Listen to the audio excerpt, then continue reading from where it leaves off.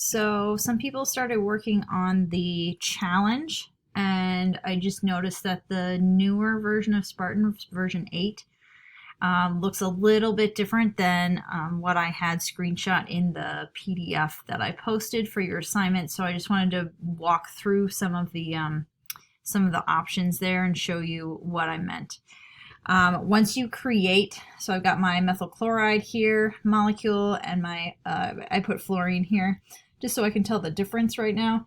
I'm going to minimize my energy, and then I need to build the transition state. So I go to build my transition state, and I need to click on the bond and then the chlorine atom, and then click on the chlorine atom again, and it makes that a blue arrow that goes to there.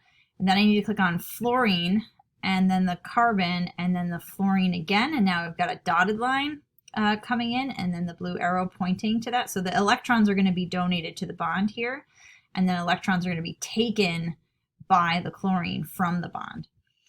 So once you have that set up, then you can hit this little rotating thingy down here to create that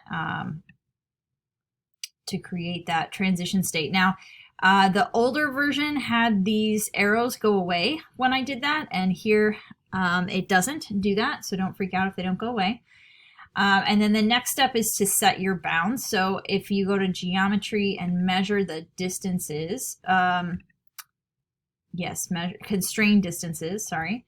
Down here in the corner, you're going to lock this. Oh, you got to choose which bond you want. So here to here, okay. And then lock this, and then profile will be an option. Okay, so I can make it go from whatever bounds to whatever bounds. And the chlorine is initially bonded, so you want that one to be the 1.767 angstroms and have that go to 5 angstroms.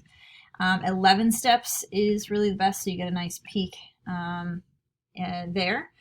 And then when you do the other one, you do fluorine to chlorine, you need to make sure that you are starting at 5 angstroms and going to the equilibrium bond distance for fluorine to carbon in methyl fluoride. So before I can set this bound down here, I need to figure out what that distance is. So if I build just methyl fluoride and minimize that energy and measure that distance here to here, okay, equilibrium bond distance is 1.357.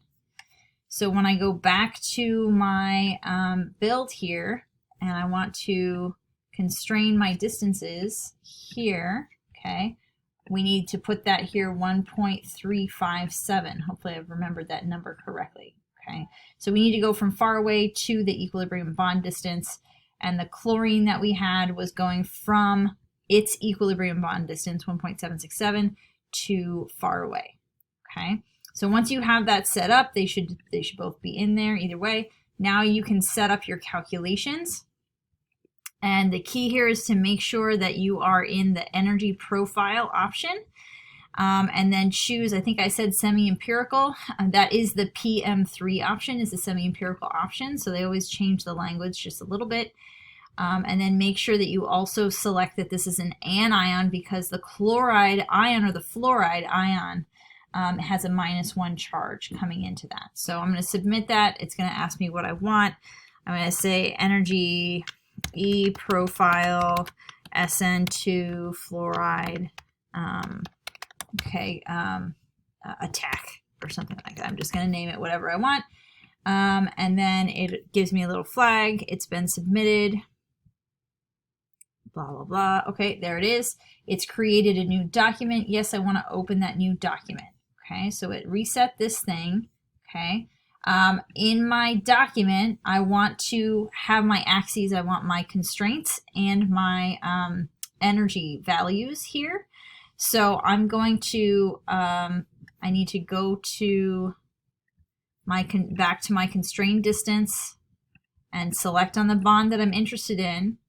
Choose the chloride, the leaving one, okay, as your bond distance so that you can say this is close and then it goes to far away. And you can just click on this down arrow and it'll put those bond lengths in the table for you. So that's nice. Once that's in there, then also add your energy in kilojoules per mole. Okay, and then, so now my energy in kilojoules per mole is there. I can close that window and then go to the plot option. So in order to make a plot, I want to put my constraints that I just added to that table, and then energy is my y-axis, so constraint goes under x, energy is my y, and I'm going to create that, and you can see that here's where I would start with the fluorine very far away, and then the fluorine's going to come in and attack. In that transition state here, I'm going to have, here you can do this, right? In the transition state near the peak, I'm like half broken, half formed. At the peak of that, where the activation energy is, the difference between here and here, right? That's going to be your activation energy. And then this is where the fluorine is attached, right? So you can click on any one of these. You'll notice I use this little arrow to put the plot onto my picture. And you can click on any one of these points to see what that configuration looks like. But then you can also play the animation down here and it'll flip back and forth between the two. Okay, so that's pretty cool. Hopefully that helps to clear some things up. I just want to make sure that you also understand that when you're measuring the activation energies, think about what's happening. Okay, in this case we have chlorine leaving and fluorine is attacking. Okay, so for the reaction of methyl chloride goes to methyl fluoride, right? So methyl chloride goes to methyl fluoride. Oops, there's my point, methyl fluoride. I want to identify my activation energy as the difference between my peak, right? Whatever this energy is minus whatever it is where I started.